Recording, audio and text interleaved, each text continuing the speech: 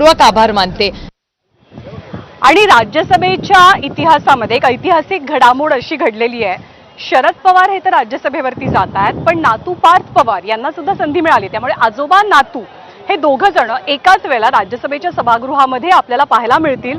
आणि पार्थ पवारांना अर्थातच राष्ट्रवादीनं शिक्कामोर्तब केल्यामुळे उमेदवारी मिळाली। मावळची लोकसभेची निवडणूक 2019 साली पार्थ पवारांनी लढवलेली होती, ज्यात त्यांना अपयश आलं।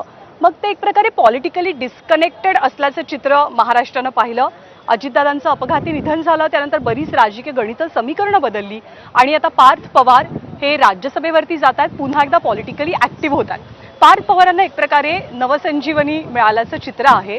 तर ही इनिंग कशी असेल पार्थ पवारांसाठी? पाहतोय की पार्थ पवारांची ही नवी इनिंग म्हणावी लागेल, कारण ज्या प्रकारे मावळमध्ये पराभव झालेला होता अजित पवारांचे पुत्र असताना सुद्धा, त्यानंतर आपण पाहिलं की पहिल्यांदा इतिहासात पाहायला मिळतोय की नातू आणि आजोबा एकाच वरिष्ठ सभागृहामध्ये पाहायला मिळतात। खरं तर शरद पवारांनी सुद्धा याच्या आधी पार्थ पवारांवरती अनेक ज्या ती टीका टिप्पणी केलेली होती का माझा नातू हा अपरिपक्व आहे किंवा त्याच्या मताला मी किंमत देत नाहीये। मात्र आज जर पाहिलं तर शरद पवार आणि पार्थ पवार जे आहे ते एकाच सभागृहात आपल्याला बसताना पाहायला मिळणार आहे। त्यामुळे तो एक इतिहास आपल्याला म्हणावा लागेल आणि तो आपल्याला स्पष्ट पाहायला मिळते। खरं तर विलिनीकरणाच्या मुद्द्यानंतर जे आहे ते फार मोठ्या बदल करतील असा प्रकार पाहायला मिळतो। मात्र आता विलिनीकरणाचा मुद्दा मागे पडलेला आहे आणि शरद पवार आणि पार्थ पवार एका सभागृहात पाहायला मिळतो। त्यामुळे एक तो नवीन इतिहास जो आहे तो महाराष्ट्रासमोर असताना पाहायला मिळतो। आणि आणखी एक गोष्ट आपण इथे मेन्शन करूयात की कदाचित हे इतिहासात पहिल्यांदाच झालं की एखादा व्यक्ती उमेदवारी अर्ज भरायला उपस्थित नव्हता। म्हणजे शरद पवारांची प्रकृती ठीक नाहीये, त्याच्यामुळे ते स्वतः आले नाहीत, पण अधिकारी त्यांच्या घरी गेलेले होते आणि तिथे सगळी प्रक्रिया पार पाडण्यात आली। पण हे असं पहिल्यांदाच पाहायला मिळालं। दरम्यान मुख्यमंत्री हे सुद्धा स्वतः उपस्थित होते। पार्थ पवार यांचा उमेदवारी अर्ज हा भरला जात असताना प्रतिक्रिया काही आलेल्या आहेत पार्थ पवार यांच्या उमेदवारीबाबत आणि त्यांच्या नावावर झालेल्या शिक्कामोर्तब नंतर आपण पाहूया। कहीं ना कहीं दादा को मिस कर रहे हैं, दादा हम हमारे बीच में बहुत मिस कर रहे हैं।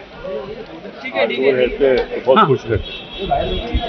कहीं ना कहीं दादा को मिस कर रहे हैं, दादा हम हमारे बीच में बहुत मिस कर रहे हैं। ठीक है बहुत खुश रहते। आणि पार्थ पवार हे आता खासदार झालेले आहेत। पार्थ पवार राज्यसभेवरती जात आहेत। त्यांच्या आत्या सुप्रिया सुळे या आज विधिमंडळ परिसरामध्ये उपस्थित होत्या, अर्थातच शरद पवारांच्या उमेदवारीची प्रक्रिया पूर्ण करण्यासाठी।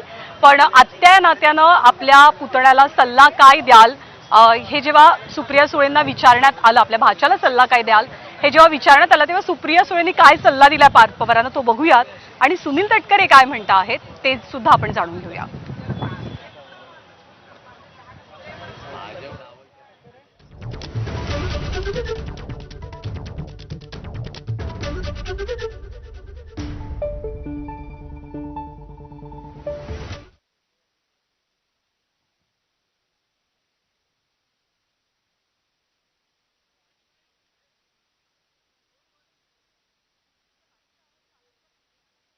पवार साहेबांनी जी मला सांगितली ती मी प्रत्येक राज्यसभेवर गेलेल्या किंवा निवडून आलेल्या व्यक्तीला सांगत असते की लोकसभा आणि राज्यसभा कान उघडे ठेवायचे आणि कमी बोलायचं।